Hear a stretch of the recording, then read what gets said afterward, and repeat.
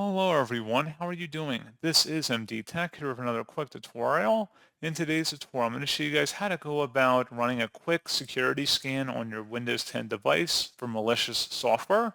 So this should hopefully be a pretty straightforward process, guys. And without further ado, let's go ahead and jump straight into it. All you have to do is open up the search menu and you want to type in Windows Security.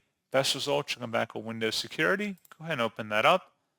And now you want to select virus and threat protection on the left side. And then on the right panel, select quick scan. Allow this to run. It should not take very long. If there's any viruses or other malicious software detected, it should automatically remove or quarantine it. And that's pretty much it. So as always, thank you guys for watching this brief tutorial. Do hope that was able to help you out. And I do look forward to catching you all in the next tutorial. Goodbye.